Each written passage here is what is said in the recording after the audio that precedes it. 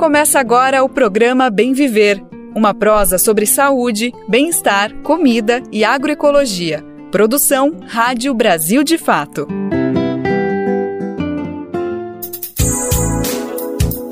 Enfim, ela chegou. Hoje é sexta-feira, minha gente, dia 6 de setembro de 2024. Que alegria pronunciar essas palavras.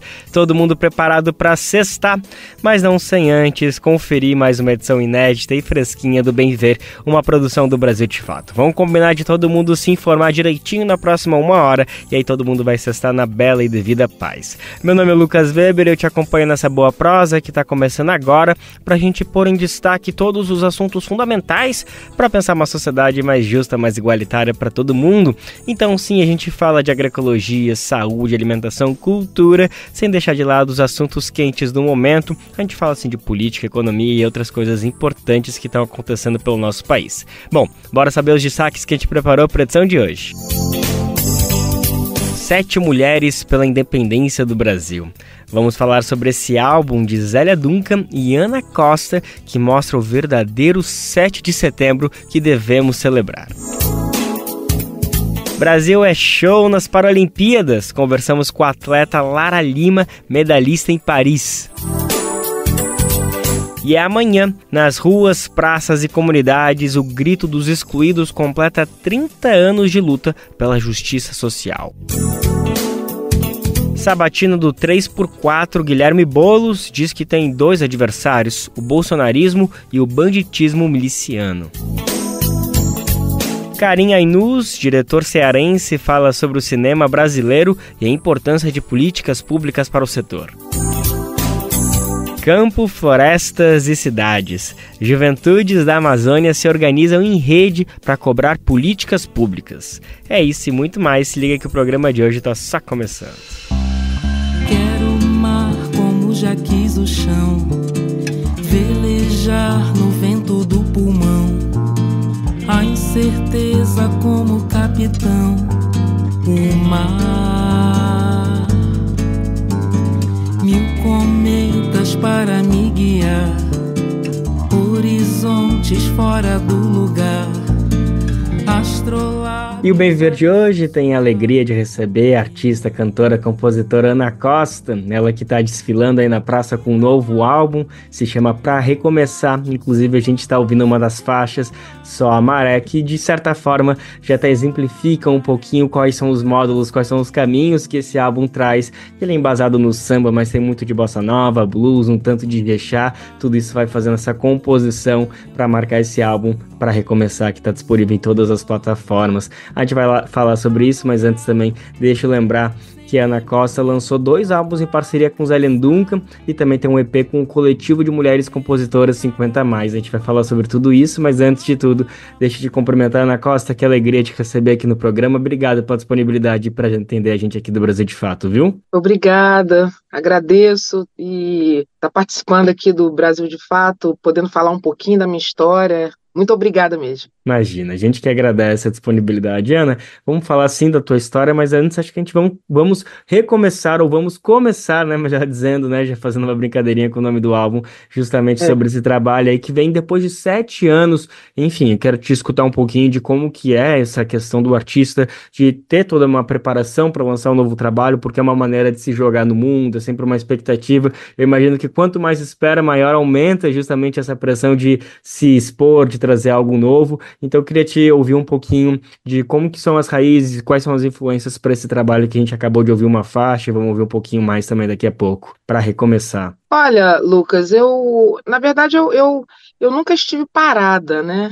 Eu fiz o último álbum solo, né, Ana Costa, mas nesse tempo aí, de lá para cá, eu fiz esses projetos com a Zélia Duncan, eu produzi outros artistas, aí veio a pandemia, né, eu comecei a estudar produção e lancei singles, fazia lives, assim, toda semana, né, aquelas coisas da pandemia, né, e trabalhando até mais, né, e esse meu encontro com o Lixote, que é o meu parceiro nessas canções, né, do Pra Recomeçar, a mesma coisa, a gente começou a conversar na época da pandemia e E depois a gente se encontrou e, né, firmamos esse compromisso de fazermos um álbum, né?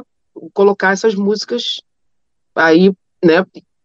E aí, consequentemente, fizemos é o meu novo trabalho solo, né?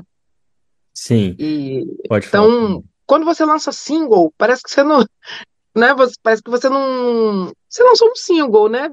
E cai ali naquele oceano de milhões de singles lançados nas plataformas, né? Mas aí quando você lança um álbum, tem uma outra, tem uma grandeza ali, né? É como se fosse estivesse lançando um CD, né? Exato.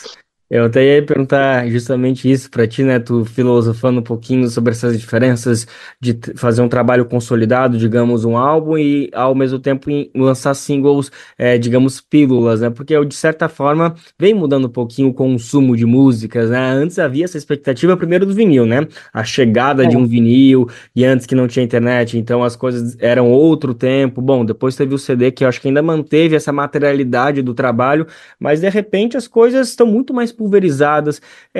Conta se tu acha que essa necessidade de lançar um CD, melhor, um álbum, ainda é um desejo que você acredita que vem do próprio artista para, digamos assim, esse é o meu livro, esse é o meu filme, esse é meu trabalho, claro, não completo, mas é, digamos, uma amostra Uhum. consolidada do meu trabalho, ou você acha que o público também ainda está buscando isso?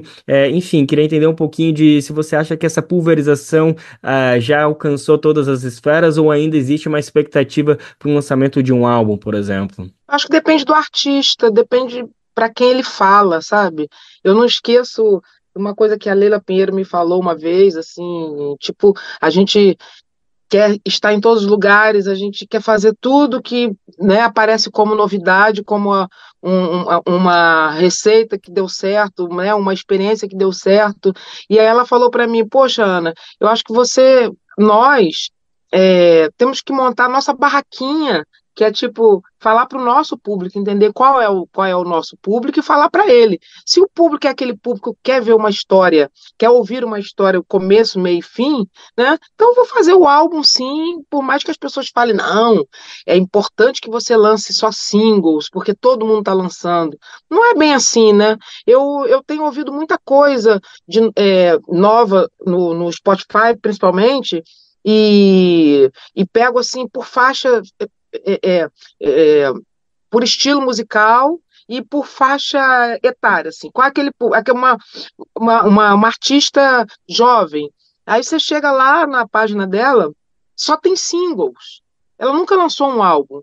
E aí você vai na história dela, se fala de números, né? Se fala no TikTok tem mais de 275 mil visualizações, no YouTube bateu o recorde de não sei quantos milhões de curtidas, né? Então, essa geração essa relação que eles têm com a música, né? A minha geração é aquela geração ainda que vendia 1 milhão de cópias, né? De CDs, né? E a minha geração e as pessoas que me ouvem, elas pedem o álbum, sabe? Elas pedem um show novo. Para mim é difícil ainda lidar com essa coisa de números, de coisinhas, pílulas, né? De coisinhazinhas assim, sabe? E que acabam sendo determinantes, infelizmente, às vezes acabam limitando, claro que às vezes impulsionam, às vezes abre alguma coisa, viraliza e expõe. Obviamente que a internet tem essas potencialidades, mas às vezes parece que aprisiona, que se você não chegou a lacrar em algum local, você não alcançou o seu objetivo. Mas eu queria falar um pouquinho mais sobre essas temporalidades, esses desafios geracionais que você está trazendo, Ana, mas principalmente para Uhum, falar que existem as impossibilidades, mas as possibilidades, né? Porque nesse trabalho, por exemplo, você lançou com a Juliana Linhares, né? Essa uhum. compositora potiguar lá do Rio Grande do Norte, principalmente do forró, mas ela também transita em outros lados, e vocês acabaram se encontrando num shotzinho gostoso ali no álbum, né? Fala um pouquinho de como que foi essa parceria, se você estava procurando ela já, se era um desejo lançar um forró e você se inspirou nela, eu queria te ouvir um pouquinho como que foi esse encontro. Essa música, né? O Shot Mobilidade, quando eu recebi a letra do Lixote, que foi. Que às vezes eu mando coisas para ele, melodias, e ele escreve em cima. Na maior parte das faixas é isso que acontece. Mas nesse shot, ele me mandou a letra e falou o que ele queria. Ah, eu queria uma coisa assim. Você pode pensar numa coisa assim mais do Nordeste, mais assim, forrozinho, né? E aí eu fiz. A Juliana Linhares, a gente se encontrou numa audição, né, de um trabalho que ela fazia parte, e aí ela veio falar comigo que ela curtia muito meu trabalho, e ali a gente conversou, a gente foi tomar uma cerveja, a galera toda, e ficou essa coisa da admiração, né? E eu vendo que ela está crescendo, independente do Pietá, independente daquele trabalho que ela estava fazendo, que eu esqueci o nome agora, e aí, mas, né, admiração mútua, sempre. A gente se encontrando em outros lugares, aí ela foi morar em São Paulo, aí de repente, aí o nome dela surgiu nesse trabalho, porque o Lixote falou, poxa, Ana, vamos chamar a Juliana Linhares, gosto muito dela, gosto muito do trabalho. Eu falei, pô, empatou, também adoro, vamos chamar, vamos ver se dá certo. E chamamos e ela foi, muito maravilhosa, e gravou comigo, né? Que bonito. Ficou lindo o álbum. Recomendo todo mundo escutar não só essa faixa, mas o trabalho completo. E Ana, vamos aproveitar que a gente falou da Juliana Linhares, falou da Leila Pinheiro também. Eu já mencionei a Zélia Dunca. Tu também é próxima da Tereza Cristina. Enfim, muitas mulheres, né? Eu queria te ouvir um pouquinho sobre essa posição da mulher compositora, que a gente sabe que, infelizmente, é algo de certa forma contestável, né? As pessoas sempre esperam, não, a mulher precisa vir para cantar, pegar o microfone e as composições estão ali. E você desafia tudo isso ainda mais porque além de ser compositora, você também é instrumentista, que é outro lugar que cada vez mais reivindicado, com muita justeza, mas a gente sabe que não é simplesmente pegar o violão, né? Me parece que há uma coragem, uma força para precisa provar o Deus e o mundo ali, né? Quando uma mulher pega um instrumento. Conta um pouquinho desses desafios e de, enfim, de como você vem superando todas essas barreiras e, sem dúvida, sendo um exemplo, construindo cada vez mais parcerias e consolidando esse lugar tão importante da mulher instrumentista, da mulher compositora. É. O que eu sei é o que eu consigo com a minha força de trabalho, né? A gente nunca sabe o que nos foi negado, né? De repente, muitas oportunidades eu perdi porque alguém deve ter falado que não rolava, que era melhor botar uma outra pessoa, né? Então eu conto sempre com as coisas, com as minhas conquistas, né? E fico satisfeita e sem frustração. Eu estou sempre fazendo, né? E quando eu vejo que. Por isso que eu me armei de estudo, eu sou uma pessoa muito curiosa, sabe? Então eu tento fazer um pouquinho de cada coisa para eu estar sempre trabalhando, né? Esse disco, inclusive, eu mixei, eu masterizei, sabe? Porque eu acho, eu como produtora, e produzindo o álbum, na verdade, quem produziu esse álbum foi o Maurício Massunaga. Eu fiz uma co-produção, né? A gente encaminhou o disco para uma sonoridade que a gente queria, né? Não deixou na mão de alguém. Mas falando sobre essa coisa de ser uma compositora, né? A Zélia sempre me incentivou muito com essa coisa de compor, sabe? De botar a cara. E aí eu sinto assim que as pessoas gostam das minhas melodias e as coisas fluem, sabe? Então, eu acho, para mim, é difícil falar assim, eu não gosto de falar muito assim, de reclamar, sabe? Mesmo porque eu faço, sabe? Eu tô sempre fazendo. Tem mulheres, aquele trabalho que eu faço, do Coletivo 50 Mais, né? Todas são compositoras, são ótimas compositoras, né? E a gente resolveu juntar forças. Eu acho que a parada é essa, sabe? É se juntar com quem quer trabalhar com a gente e, sabe, meter o pé na porta, né?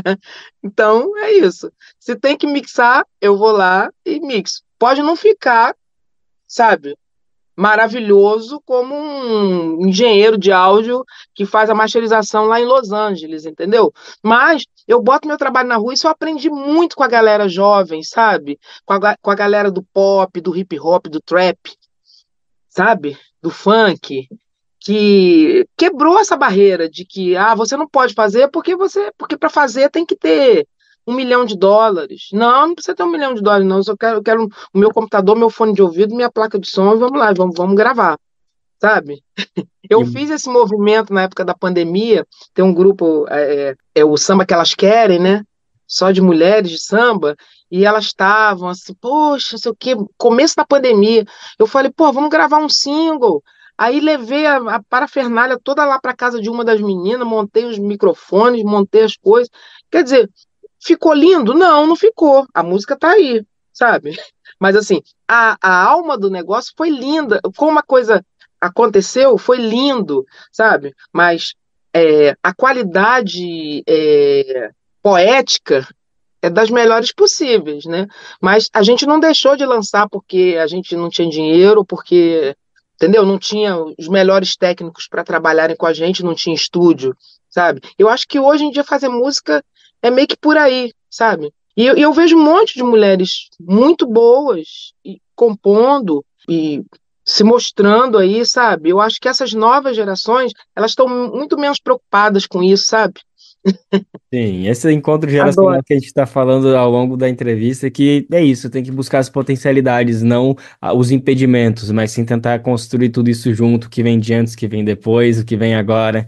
Ana, vamos falar um pouquinho mais então sobre esse teu trabalho com a Zélia Duncan, especialmente esse álbum maravilhoso, Sete Mulheres pela Independência do Brasil. São 7 faixas inéditas, cada uma dedicada a uma mulher importante na luta pela independência do Brasil, mas apagada da historiografia oficial, da historiografia ensinada aí nas escolas. Conta um pouquinho como surgiu, foi uma ideia tua, foi uma ideia da Zélia? Uhum. A Zélia é muito amiga da professora Heloísa Starling, né? Que é uma historiadora, ela é lá de BH, uma mulher maravilhosa, né? Então, e a Zélia é muito ligada também às letras, né?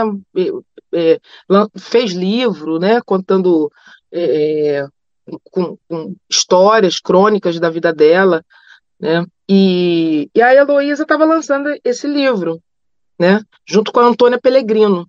E aí a Zélia, assim, pirou tanto nessa questão de que, pô, existem essas mulheres, que legal trazer essas mulheres. Algumas pessoas conhecem, né? Mas a maioria não. Tem uma delas lá que não tem nem foto. Não existe nenhuma, sabe, a cara dela. Então, assim, a Zélia propôs, falei, poxa, eu vou fazer uma. Vamos fazer uma música para cada mulher dessa. Vou chamar a Ana Costa, ela me ligou, né? Vambora, vambora. Olha, Ana, são 7, tá? Aí eu, bacana, mas vamos sair, vamos fazer como a gente fez no projeto anterior, que é o Eu Sou Mulher, Eu Sou Feliz, que a gente abriu o leque, saiu só do universo do samba, né? Expandimos. Então, vamos fazer dessa forma, legal. E aí cada mulher recebeu uma música, né? Tem um shot também, que é a Bárbara de Alencar, né? Nordestina, né? Tem canções, tem balada, tem samba, sabe? Então é um disco bem, tem uma dinâmica legal, sabe? Foram mulheres tocando, só mulheres, né? Sim. E saiu em vinil também. A gente fez pouco ao vivo esse trabalho. A gente queria fazer em universidades, queríamos fazer é, pocket shows, porque são 7 músicas, né? E os trabalhos e as apresentações que a gente fez com a professora Heloísa, falando de cada mulher, sabe? Então, eram shows muito divertidos, o pessoal participando, sabe? A história sendo contada de uma forma leve e sai dali, todo mundo sai entendendo tudo, e entendendo, sabendo dessas mulheres, sabe? É uma aula com É música, uma aula. muito bacana. É o poder da música, né? O poder da arte de É, conseguir ensinar tanto, atravessar oceanos por meio de uma manifestação, às vezes, que dura 3 minutos e meio, que é o tempo de uma música, que às vezes vale mais do que um ano eletivo inteiro, né? Ensinando coisas aham. que, infelizmente, às vezes a gente sabe que é feita para justamente apagar alguns movimentos importantes. Ana, o que a gente fica é querendo saber o próximo volume, a próxima continuação, que outras 7 mulheres vão ser inspiradas e contar também muito dessa história. Tá sendo articulada aí uma continuação, porque, enfim, né, a gente está na grande expectativa que isso seja apenas uma semente de um grande projeto que você está articulando. Então, esse trabalho ele surgiu, né, a partir desse livro da professora. Então, não sei, é uma semente, é uma ideia, né? Eu vou até jogar para elas. Pronto. Que essa entrevista sirva então aí para regar essa semente Pô, plantada aí. legal, nunca tinha pensado nisso. Para mim, esse assunto tinha acabado. Não, não pode. Como assim? Que isso? Tá aqui. Achamos então a função dessa entrevista. Ana Costa, muito Pô, obrigado pela disponibilidade de conversar com a gente. Ela que está aí na praça aí desfilando com o seu novo álbum para recomeçar. A gente já escutou um trechinho de uma das músicas aí, Só a Maré. E agora para encerrar, Ana, que tal tu falar um pouquinho, então escolher uma música desse álbum 7 Mulheres pela Independência do Brasil, uma parceria com Zélia Duncan, então para a gente encerrar a entrevista de hoje. Tem uma favorita ou uma que tu gosta bastante para a gente encerrar o programa? tem um jongo, é, Da Maria é a Filipa de Oliveira, não? Maria Filipa, é muito forte, isso é muito lindo. E a história da Maria Filipa é maravilhosa, sabe? As mulheres se juntando na guerra, sabe? Em prol de um objetivo ali. Porque, assim, deve ser muito difícil, né, cara? Assim, né? Hoje em dia é difícil, mas tem uma música, né, minha com a Zélia, que tá no outro álbum, que é assim: se para você tá esquisito, então imagina para quem nasceu mulher nesse lugar, sabe? Sintetiza, Então, sintetiza. imagina naquela época, né? E as mulheres, sabe, pegando em armas, mas armas assim inteligentes, sabe? Coisas, sabe? Você vê a Maria Leopoldina, como ela foi uma estrategista que ninguém sabe, né? Todo mundo conhece a Maria Leopoldina por causa das novelas, por causa de Dom Pedro, por causa de não sei o quê, sabe? A mulher que era traída, sabe? É isso, é muita Mas história. não é só sabe por aí, por esse ângulo aí, né? Acho que Maria Filipe é um jongo, né? A baiana, maravilhosa. Maravilha. Então, ao som de Maria Filipa, que faz parte desse álbum 7 Mulheres pela Independência do Brasil, uma produção, uma composição de Zélia Duncan em parceria com a Ana Costa. A gente encerra essa entrevista com a Ana Costa, agradecendo mais uma vez a disponibilidade. Agradeço. Pô, Lucas, obrigada. Até a próxima. Do axé, a protagonista, negra num mundo escravagista, dentro da história não dita, desponta Maria Filipa. Marisqueira, capoeirista, sem medo a mulher se arrisca. Um desejo, um fogo, uma ilha, no meio do mar da Bahia. Ali onde a gente sofria, seu corpo a coragem sorria. Programa Bem Viver, sua edição diária sobre saúde, bem-estar, comida e agroecologia.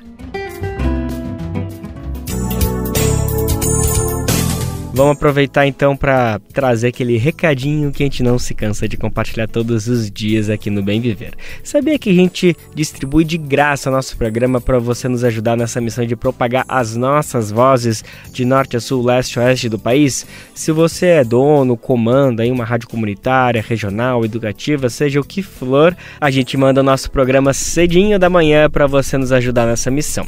São mais de 400 emissoras que estão todos os dias com a gente nessa.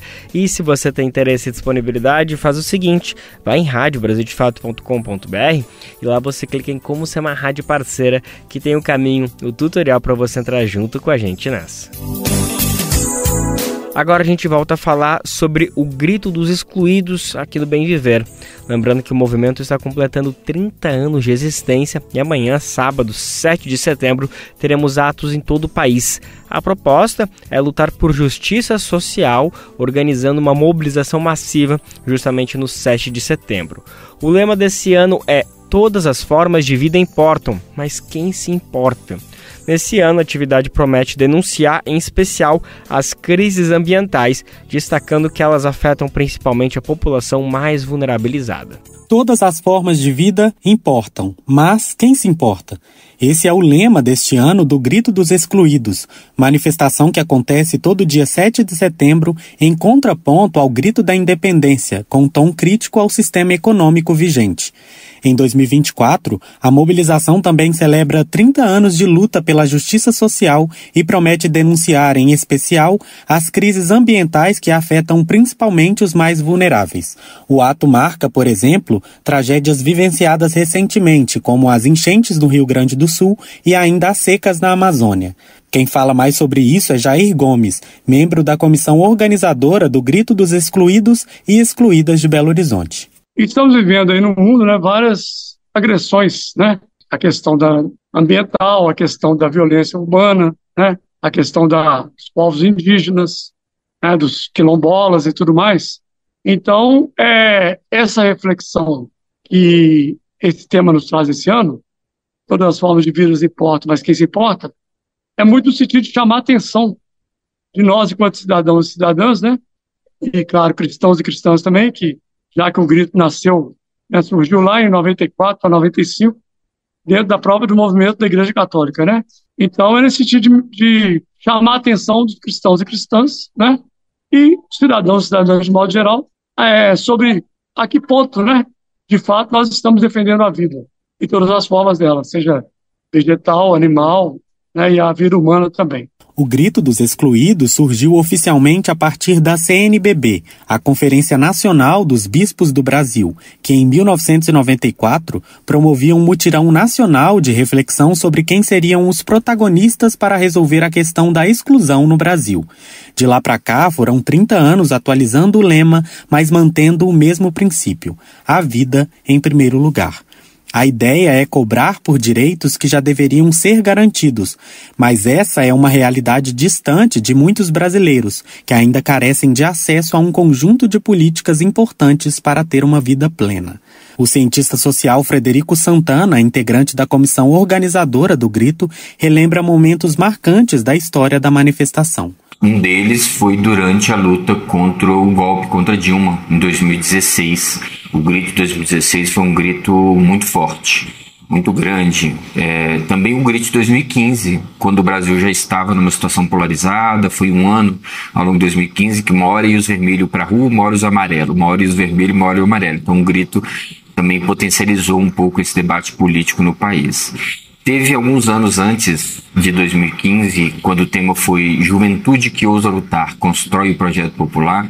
Foi um grito também muito bonito, porque contou com esse envolvimento maior das organizações da juventude. Também acho que foi um ano bem interessante. O grito é, além da manifestação, no dia 7 de setembro, um grande processo que envolve preparação, pré-mobilização e que não acaba assim que passa o dia da independência. Pelo contrário, a luta continua no dia a dia com formação de lideranças que ocorre o ano inteiro. Neste sábado, o Brasil inteiro se mobiliza em torno do Grito dos Excluídos. Da Rádio Brasil de Fato, em Belo Horizonte, Minas Gerais, Lucas Wilker. A gente lembra por aqui que o Brasil de Fato vai acompanhar em loco, ao vivo, durante as manifestações do 7 de setembro. Você pode acompanhar tanto no nosso site como nas redes sociais, que a gente vai estar junto da marcha do Grito dos Excluídos, exaltando esse movimento que completa 30 anos de história. Nessa semana, o podcast 3x4, aqui do Brasil de Fato, realizou mais uma sabatina com candidatos à Prefeitura de São Paulo e desta vez foi Guilherme Boulos, do PSOL. Para ele, a presença do bolsonarismo na figura de dois candidatos é um fato novo na campanha eleitoral de São Paulo. Entretanto, Guilherme Boulos ressaltou que a presença de uma figura que centralizasse as pautas e posturas da extrema-direita já era esperado. A gente sabia que poderia ter um candidato bolsonarista, vamos dizer assim, puro, raiz na campanha. O Ricardo Salles tentou fazer isso. Exato. Aí, partidariamente ali, não conseguiu, foi impedido e tal, e teve um alinhamento do Bolsonaro com o Ricardo Nunes. Envergonhado, mas que eu acho que a gente precisa ponderar isso, porque é o seguinte, eu tenho 2 adversários nessa campanha, o bolsonarismo e o banditismo miliciano. Esses são os 2 adversários que a gente tem que vencer em São Paulo. E os 2, de formas diferentes, é verdade, com riscos diferentes, esses 2 traços estão presentes tanto no Ricardo Nunes quanto no Pablo Marçal.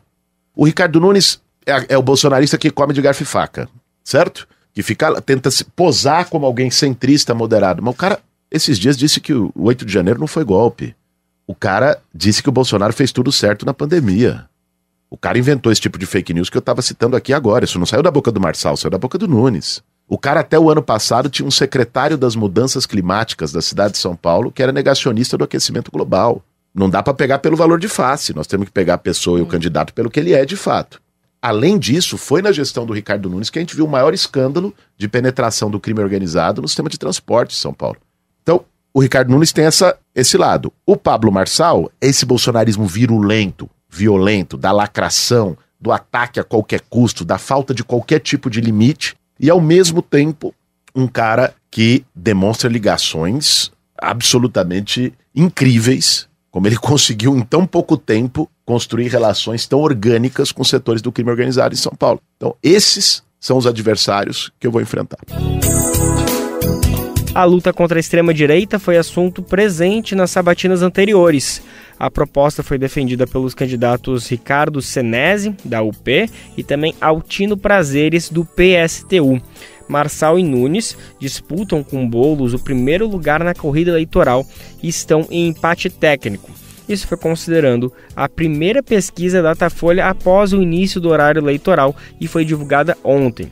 Boulos aparece com 23% das intenções de voto, seguido pelo prefeito e pelo ex-coach, que tem 22% cada um. Todas as entrevistas que o Brasil de Fato fez com os candidatos à Prefeitura de São Paulo estão disponíveis no YouTube e também no nosso site. Você pode procurar, que tem todos os papos que a gente teve com essas pessoas postulantes à Prefeitura de São Paulo. E agora no Bem Viver a gente vai falar sobre as Paralimpíadas, ou melhor, a gente vai falar sobre o show que nossos atletas, as nossas atletas estão dando lá em Paris, conquistando uma chuva de medalhas todo dia. São inúmeras conquistas que vêm na forma de bronze, de prata, de ouro. É impressionante, é um privilégio imenso poder acompanhar esse desempenho formidável que mais uma vez os nossos paratletas estão desempenhando aí nas Paralimpíadas, aí conquistando muitas medalhas. E para celebrar ainda mais, né? As Paralimpíadas estão acabam nesse final de semana, mas a gente precisa celebrar tudo isso que já está acontecendo. Então, para isso, a gente tem o prazer agora de receber uma das responsáveis, uma das protagonistas por estar conquistando tudo isso pra gente. É a atleta Lara Lima, ela que é atleta de halterofilismo, que é levantamento de peso, e agora ela conquistou a primeira medalha paralímpica dela. Ela conquistou bronze, e não foi qualquer medalha, simplesmente foi a medalha de número 50, a 50ª medalha que o Brasil conquistou nessas Paralimpíadas.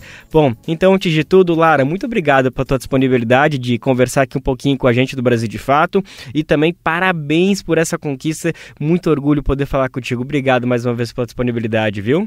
Muito obrigada pelo convite. Gente, essa é uma responsabilidade muito grande. Eu estou muito feliz com a medalha, com essa conquista, né? Minha primeira medalha, eu espero que de muitas. Agora é trabalhar para Los Angeles 2028. Sim, sem dúvida. Eu já ia te perguntar, né, como que é isso, né, para o atleta que recebe uma medalha, ganha uma conquista, mas já está pensando na próxima, né? A Lara, que antes ela já conquistou ouro no Parapan de Santiago do ano passado, foi prata em Lima em 2019, além de várias conquistas em outros mundiais, mas essa foi a primeira medalha em Paralimpíadas. E é muito curioso, é bom falar que a Lara tem 21 anos, então tem uma carreira gigante pela frente, e na Olimpíadas anterior, em Tóquio, então quando ela tinha menos de 20 anos, ela ficou em 7º colocado, e agora ela foi lá e subiu 4 posições, ficou em 3º, né, Lara? Conta um pouquinho como que foi essa preparação esses últimos 4 anos para tu fazer um salto tão grande, né? Sair de 7º para chegar em 3º agora nessa edição. Olha, eu me preparei bastante, né? Até porque em Tóquio, eu tinha uma pequena chance de ser medalhista também de bronze. Acabou que essa pequena chance virou nula, né, por conta da pandemia. Acho que para muitos atletas foi o que afetou muito, porque a gente não sabia se ia ter ou não Tóquio, né, se ia acontecer ou não. Então, acabou frustrando muitos atletas.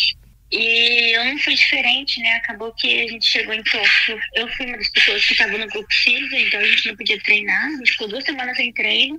E para mim, assim, foi frustrante, porque eu tinha acabado de sair do Brasil praticamente. E acabou que eu tinha feito a marca e daria o 3º lugar em Tóquio. E por falta de treino, essas 2 semanas, acabou que eu não fiz a marca que eu deveria ter feito. Então, isso me frustrou bastante. E desde então, eu prometi para mim mesma que eu não ia sair com a cabeça baixa, eu ia sair focada, porque Paris ia ser um período menor, né, mais curto, mas que eu ia sair preparada e que eu ia medalhar, custe o que custar. E realmente aconteceu, né? Eu acho que de tanto profetizar isso na minha vida, querer muito, né, acabou acontecendo. E, assim, é uma das coisas que eu também estava conversando em outras entrevistas. Tóquio, querendo ou não, era muito nova. Não é algo justificável. Eu sinto que faltou muito psicologicamente falando, até porque ninguém estava preparado, né, para o que aconteceu. Mas, principalmente na parte psicológica, porque eu vim para a Olimpíada pensando, cara, nada vai me abalar, eu já passei por coisas muito piores, então qualquer coisa que estiver acontecendo, eu vou saber controlar, eu vou saber administrar bem e não vou deixar nada me afetar. Até porque o pior já passou. Então, eu sinto que Tóquio foi uma preparação e foi de extrema importância, embora eu, né, obviamente, eu não tenha gostado do resultado, foi de extrema importância para que eu pudesse chegar, né, até onde eu cheguei. Sim, e tá aí, ó, conquistando pro mundo inteiro ouvir, né, 3º lugar nas Paralimpíadas, medalha de bronze, ela que tá com 21 anos, melhor dizendo, a gente tá conversando com a atleta Lara Lima, que conquistou a 50ª medalha no Brasil nas Paralimpíadas, ela que simplesmente levantou 109 quilos, né, ela que é atleta de levantamento de peso, e ela tem 41 quilos, né, Lara, então é impressionante como conseguiu levantar quase 3 vezes o teu peso, isso mostra todo o preparo, todo o investimento que vocês têm. Lara, eu quero falar um pouquinho justamente sobre essa preparação, porque o Brasil é um fenômeno nas Paralimpíadas, a gente precisa ressaltar isso ao máximo. E eu queria te ouvir um pouquinho de como que vocês que são atletas, que estão no dia a dia, o que vocês entendem que faz tanta diferença para o Brasil ter um desempenho tão formidável nas Paralimpíadas que acaba superando até o desempenho nas Olimpíadas? A que se deve isso, na sua opinião, Lara? Olha, eu acho que a gente tem trabalhado bastante, não que o Olímpico não tenha trabalhado, né? Mas, assim, nós, paralímpicos, a gente não tem tanta visibilidade quanto o Olímpico. Isso faz com que a gente tenha que ser, sei lá, triplamente melhor para aparecer pelo menos um pouco mais na mídia. E acaba que isso nos instiga a querer chegar ao nível mais alto, entendeu? Todo mundo tem esse pensamento. E também pelo apoio, né, que o Comitê Paralímpico Brasileiro oferece pra gente toda a infraestrutura lá em São Paulo. Então, assim, a gente vem se preparando, eles sim, tudo quanto é tipo de esforço. Então, acaba que ajuda muito os treinamentos intensivos, acaba influenciando bastante, com técnicos de alta ponta, tecnologia, né, no comitê de alta ponta. Então, assim, isso influencia muito no desempenho dos atletas a querer e a chegar no altíssimo rendimento até numa Paralimpíada aí, sei lá, ser campeão, né, vice-campeão, medalhista de bronze. Então, isso facilita muito pra gente ter todo esse cuidado e esse carinho com os paralímpicos. Com certeza, com certeza. Você também recebe Bolsa Atleta, Lara? Sim, recebo. Inclusive, eu ganho, né? Eu querendo ou não, eu posso dizer que eu trabalho só sendo atleta. Na verdade, não é bem um trabalho porque eu gosto muito do que eu faço. Dizem que se você gosta de estar fazendo, você não trabalha. Você está só curtindo, né? Entre muitas aspas. Mas eu consigo, sim, manter a minha vida com pensamento totalmente no esporte. graças aos Bolsa Atletas que a gente recebe. Então, isso ajuda também, né, o incentivo que nós atletas recebemos.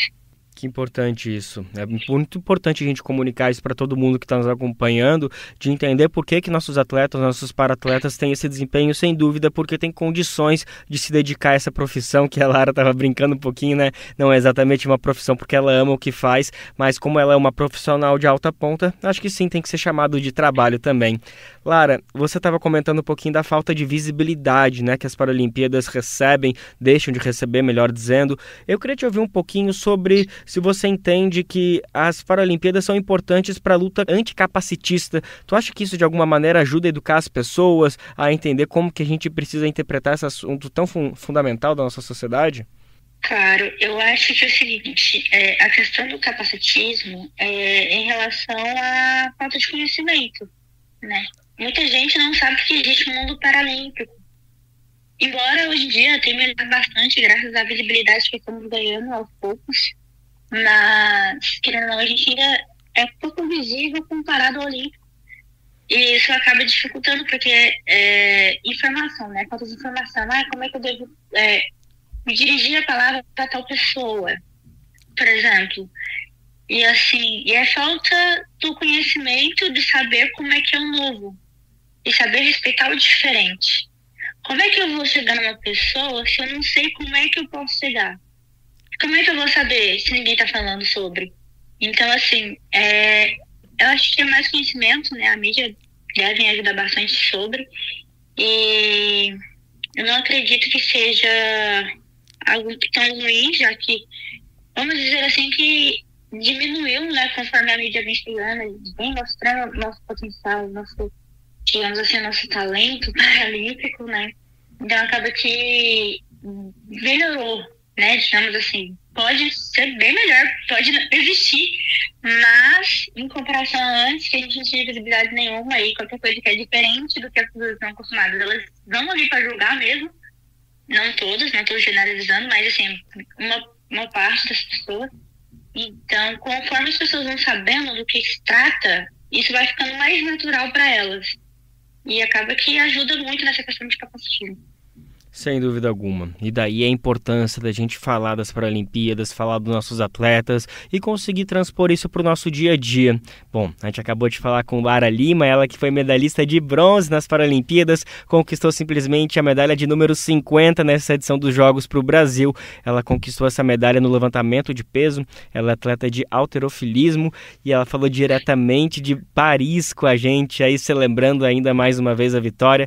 Então eu queria agradecer mais uma vez a tua disponibilidade, mais uma vez também parabenizar por essa conquista. Lara, que tem 21 anos, tem uma carreira gigante pela frente, eu tenho certeza que vai gerar muitas felicidades para nós, para a família dela e principalmente para ela. Lara Lima, mais uma vez, muito obrigada pela disponibilidade, viu? Parabéns. Muito obrigada pelo convite, muito obrigada. Espero que vocês torçam também, né, para as pessoas que ainda vão competir, ainda estão acontecendo a competição.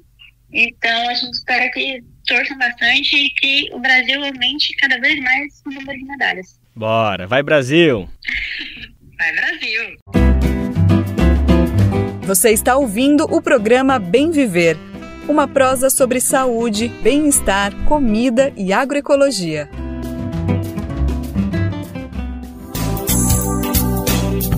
Agora o papo é sobre cinema brasileiro, gente. Nas palavras do diretor Karim Ainus, o país vive um ano de retomada. Um sinal é a presença constante do audiovisual brasileiro em grandes festivais no cenário mundial. Outro é que as produções nacionais tiveram um público de 3 milhões de espectadores só neste ano, um número que é muito superior ao do ano passado, quando foram 114 mil nesse mesmo período. Para fechar as contas do bom momento do cinema brasileiro nesse ano, a receita foi de 59 milhões de reais. O montante já representa 80% da receita durante todo o ano passado. No último mês de agosto, a Ainus chegou ao cinema brasileiro com seu novo filme Motel Destino. Antes mesmo da estreia nacional, o longa teve recepção calorosa no prestigiado Festival de Cannes, na França. Lá ele concorreu ao principal prêmio do evento, a Palma de Ouro. Segundo o diretor, há interesse pelas histórias brasileiras, mas ainda há grande desconhecimento sobre o que de fato caracteriza a cinematografia do país. Era muito triste você ir, né, para os grandes festivais e você ir para os próprios distribuidores, né? Porque o que é complicado aqui não são os festivais, de repente eu estava falando com um distribuidor aqui uma vez, e dizem, cara, é muito difícil trazer gente para ver cinema brasileiro, porque as pessoas não sabem o que é. Você vai ver um filme argentino, você sabe o que é, porque ele tem uma perenidade. Você vai ver um italiano, é igual comida, entendeu? Você vai para um restaurante italiano, você sabe o que você vai comer. Não existe uma pessoa que vai para um restaurante brasileiro, vai comer o quê, entendeu? Porque não tem quase restaurante brasileiro fora do Brasil. Então, eu acho que é um pouco esse... E ele não existe enquanto não tiver volume, entendeu? Não adianta ter um, tem que ter muito. Eu acho que um ajuda o outro. Então, acho que nesse sentido, o que aconteceu é que a gente começou a entender o que era, existia, né, de fato, um segredo, porque eu acho que uma das coisas que a gente tem para o Brasil é... Né, todo mundo é muito curioso sobre o que é esse país, entendeu? Acho que tem ali uma coisa que para a gente já na largada é muito interessante. Eu acho que é uma simpatia gigante pela marca Brasil. Mas é difícil quando essa marca aparece e some, entendeu? Então é isso que é muito difícil, assim. Para mim, o que é muito difícil é esse começa. Tá bom, mas a gente sabe que não vai ficar bom muito tempo, né? Eu acho que é um elemento muito clássico, assim, dessas políticas de não continuidade que a gente tem especificamente na América Latina. Fica bom, aí para, e volta. Então, isso é muito importante da gente lembrar, e é muito importante lembrar que quão forte a gente seja, de novo, entendeu? Eu me lembro que entre os anos 2018 e 2022, não é à toa que o Motel Destino só existe agora. Karim Ainuz explicou que essa oscilação está relacionada a diversas políticas públicas de incentivo ao audiovisual. Nesse sentido, ele lembra diversas políticas encerradas com o golpe contra a presidenta Dilma Rousseff em 2016. Nas palavras dele, Motel Destino só saiu neste ano e não antes, justamente por conta dessas oscilações no setor. Foi uma espécie de 6 anos de trevas que a gente viveu assim, né, no Brasil, desde o golpe contra o presidente Dilma até agora, e eu acho que o filme ele recupera isso, ele tem uma alegria de existir, de poder ser feito e tal, que eu acho que está em cada fotograma do filme, independente da história, assim, e eu acho que ele é um filme muito sanguíneo, assim, muito cheio de vitalidade nesse sentido. Eu acho que o cinema ele sempre tem um tempo onde ele é feito e onde ele existe, né, geralmente 2 a 4 anos, né, então é muito interessante de você entender que, assim, existiu ali um momento muito importante que foi 2018, 2019. Aí, a partir de 2020, 2019, o Filho Invisível foi, inclusive, em 2019, junto com o Bacurau ali, né? Eu acho que a partir daí, você vai olhando, assim, de como que o cinema brasileiro vai ocupando... Eu estou falando do mundo, né? Não estou falando de mercado interno, nem da consumo do cinema no Brasil e tal. Eu acho que ele vai um pouco sumindo, né? Você vê, por exemplo...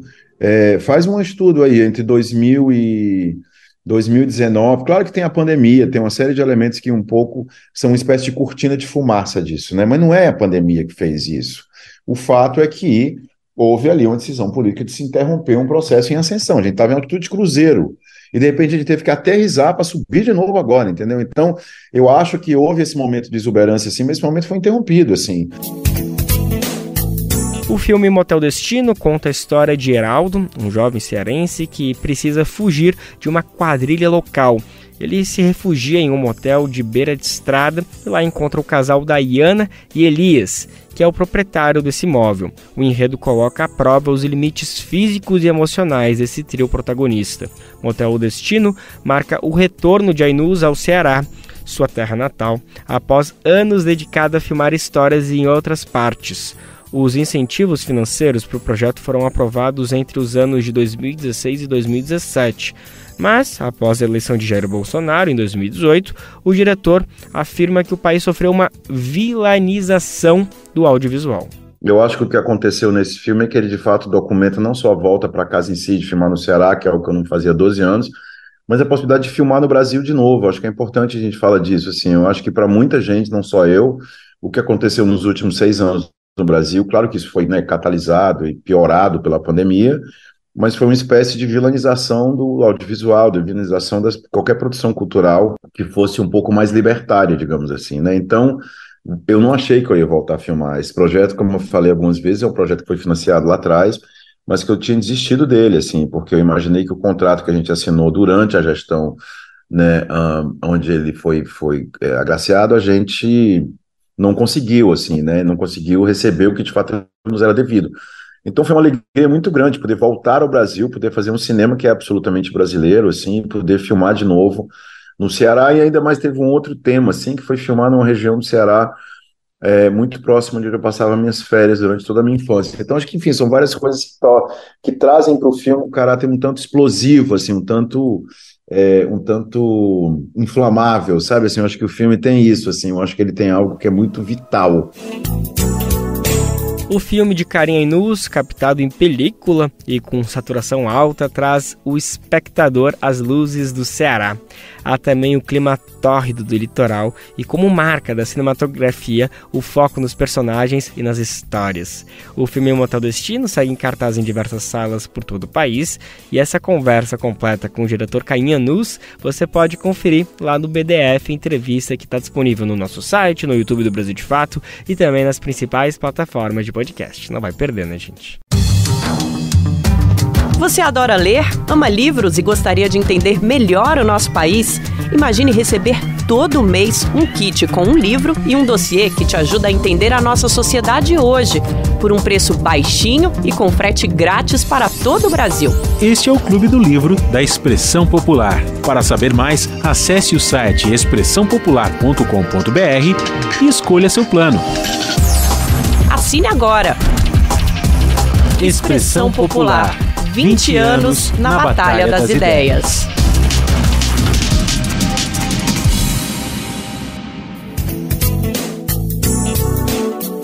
Vamos falar agora sobre Parintins e Arraial da Pavulagem, que ganharam o título de Patrimônio Cultural.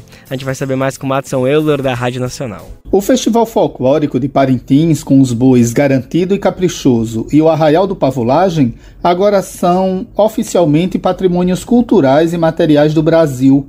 São duas celebrações populares da região norte do país. Durante a cerimônia, o presidente Lula falou que esse título é uma vitrine para o reconhecimento mundial das duas manifestações culturais. Porque hoje é um patrimônio cultural brasileiro, mas a gente pode fazer com que seja reconhecido pela Unesco, a gente pode fazer com que ganhe uma dimensão internacional. O Arraial do Pavulagem acontece há mais de 35 anos na capital paraense, nos meses de junho e julho, e no Arrastão do Círio, em outubro. O evento mistura música, dança e desfiles coloridos, arrastando um público entoando as toadas do boi e os ritmos tradicionais do carimbó, marabaixo e cirandas, todos representativos das tradições amazônicas. Já o Festival Folclórico de Parintins, realizado há mais de 50 anos, promove a competição entre os dois bois bumbás, o Garantido, com sua cor vermelha, e o Caprichoso, representado pela cor azul. Nas 3 noites de espetáculos, as agremiações encenam uma rica fusão de teatro, dança, música e elementos visuais inspirados nas lendas amazônicas, na cultura indígena e nas tradições caboclas. Da Rádio Nacional em São Luís, Madison Euler. Importante demais vermos parte da rica diversidade cultural do nosso país, do norte do nosso país, sendo reconhecida e preservada. Além disso, que essa medida seja convertida de fato em políticas adequadas nesse sentido. Agora a gente fala como as juventudes da Amazônia se organizam em rede para cobrar políticas públicas. A região norte tem a maior proporção de jovens na população brasileira, com aproximadamente 25% da população total. A gente vai saber mais detalhes sobre essa mobilização com a nossa repórter diretamente de Belém do Pará, Mariana Castro. A região norte do Brasil é a mais jovem do país, seguida pelo Nordeste, segundo dados do IBGE. Em territórios amazônicos, os jovens enfrentam desafios em comum, como o baixo nível de escolaridade, a desigualdade social, a mortalidade infantil e a falta de saneamento. Mas atuando em rede, eles têm se articulado para propor alternativas e políticas públicas e, assim, potencializar a força e o protagonismo. É o que explica Carla Giovana Braga, da Cooperação da Juventude Amazônica para o Desenvolvimento Sustentável, a COJovem. A gente também quer um Brasil robusto, um Brasil rico, que enxerga nas suas juventudes uma oportunidade para construir capacidades e pensar meios de descarbonização. Mas para isso a gente precisa ter órgãos a nível de estados, a nível de municípios destinados para a criação de políticas públicas de juventude e, sobretudo, orçamento, porque não adianta estar na pasta de políticas públicas se não está na pasta orçamentária. No Pará, o governo do estado destinou apenas R$20 mil do orçamento para políticas públicas aos mais de 2 milhões de jovens. O valor é equivalente a menos de 1 centavo por pessoa, complementa Carla Giovana Braga, da Cojovem. Infelizmente, esse é um cenário muito triste, E que impossibilita a execução de políticas públicas. E que por mais que aquelas políticas públicas elas possam existir, se elas não estão previstas na execução orçamentária, na rúbrica orçamentária, como é que elas vão ser executadas? Isso dificulta, por exemplo, como eu falei anteriormente, as juventudes a terem acesso a mecanismos de crédito e renda e conseguirem participar, financiarem os seus transportes também, porque muitas vezes a juventude não tem dinheiro para financiar o seu deslocamento, para participar de ações, para estarem intervindo, fazendo incidência política, e isso é muito preocupante, você ter que cada jovem vale menos do que 1 centavo. A COP30 será a primeira cúpula do clima realizada em uma cidade da Amazônia. Será em Belém do Pará, no ano de 2025. E desde já, as juventudes mobilizam os territórios e as cidades. A exemplo da COP das Baixadas, movimento de incidência com ações de educação climática, atividades culturais, de lazer e esporte nas comunidades, como conta Valesca Queiroz, representante da COP das Baixadas. A nossa coalizão ela tem trabalhado para garantir que a voz das periferias elas sejam ouvidas e consideradas nos processos de tomada de decisão, já que essas vozes elas são marginalizadas pelos poderes centrais políticos. Então a gente quer influenciar também as políticas públicas para que, de fato, elas sejam construídas de acordo com a realidade das populações, das comunidades periféricas. De acordo com o Atlas das Juventudes, o Amapá é o estado brasileiro com maior percentual de jovens. Nesse contexto, o coletivo Utopia Negra Amapaense, formado em sua maioria por jovens negros, atua como um canal para a participação efetiva das comunidades em espaços com os tomadores de decisão. Quem explica é Irlan Paixão, que faz parte do coletivo Utopia Negra. Nós, enquanto organização do Movimento Negro de Juventude do Amapá, estamos trilhando caminhos colaborativos com organizações diversas da Amazônia, salientando então a importância de um espaço de articulação, alinhamento e formação. Sobre a COP, nós desejamos que as organizações de base possam estar em evidência nesse evento que acontecerá em nossas casas. Por aqui, nós estamos atuando em confluência para que as vozes dos nossos territórios sejam ouvidas e potencializadas, e além de respeitadas. Do Pará para a Rádio Brasil de Fato, Mariana Castro. E com o grande Belchior, a gente encerra a edição de hoje ouvindo um pouco da canção Alucinação. Eu não estou interessado em nenhuma teoria, em nenhuma fantasia, nem no algo mais, nem tinta pro meu rosto, oba-oba ou melodia, para acompanhar bocejos, sonhos matinais. Eu não estou interessado em nenhuma teoria, nem nessas coisas do Oriente, romances astrais. A minha alucinação é suportar o dia a dia, e meu delírio é experiência com coisas reais.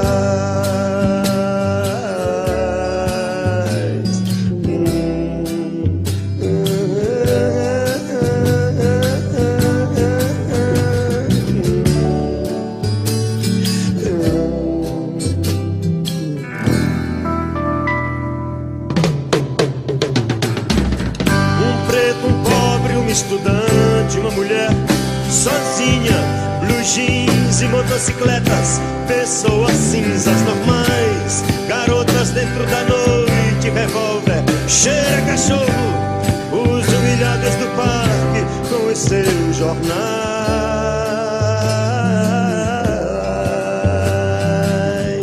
carneiros, mesa, trabalho meu corpo que cai do 8º andar, e a solidão da das pessoas. Bora sextar, minha gente. Fica por aqui a edição de hoje do Bem Viver. A gente está de volta segunda-feira, sempre a partir das 11 horas da manhã, para o mundo inteiro nos ouvir pela radiobrasildefato.com.br. Logo depois, a vez da nossa parceira de primeira hora, a RBA Rádio Brasil Atual, transmitir nosso programa pela 98,9 FM aqui na Grande São Paulo. Lembrando que o Bem Viver também vai ao ar em diversas rádios pelo país e você confere as rádios que transmitem o nosso programa na matéria de divulgação diária do programa. Aqui a gente aproveita para agradecer esses veículos por estarem com a gente. O Bem Viver também fica disponível com podcast no Spotify, Deezer, iTunes e Google Podcast. A apresentação deste programa foi de Lucas Weber, roteiro de Daniel Lamir. Edição e produção de Camila Guiar, Daniel Lamir e Douglas Matos. Trabalhos técnicos de Lua Gattinoni, Adilson Oliveira e André Paroche. Coordenação de rádio e TV Moniz Ravena, diretora de programa de áudio Camila Salmásio, direção executiva Nina Fidelis, apoio toda a equipe de jornalismo do Brasil de Fato. Até amanhã, gente. Tchau, tchau. Você ouviu o programa Bem Viver, uma prosa sobre saúde, bem-estar, comida e agroecologia. Produção Rádio Brasil de Fato.